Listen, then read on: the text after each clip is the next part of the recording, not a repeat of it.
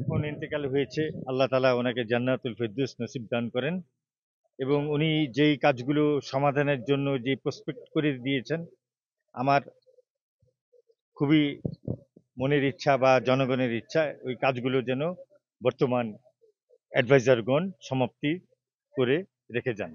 উনি অ্যাকচুয়ালি তো আমার বেয়াই, ছোট বোনের ননদের জামাই। আমার নাম সোহেল চৌধুরী, ডাকনাম, ভালো নাম আসলামাই চৌধুরী, বাড়ি ধানমন্ডি। তো বিয়ে শাদী অনুষ্ঠানে বিভিন্ন জায়গায় দেখা হতো। আর ওনার মাঝে খুব কম ২-৩ বার বা ৪ বার চেম্বারে দেখা করেছিলাম।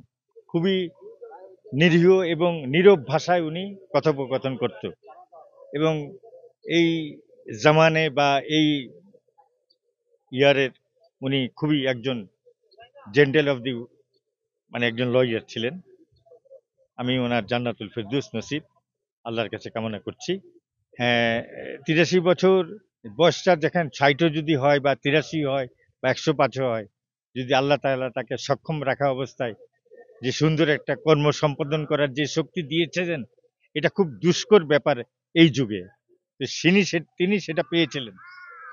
এই তো থ্যাংক ইউ।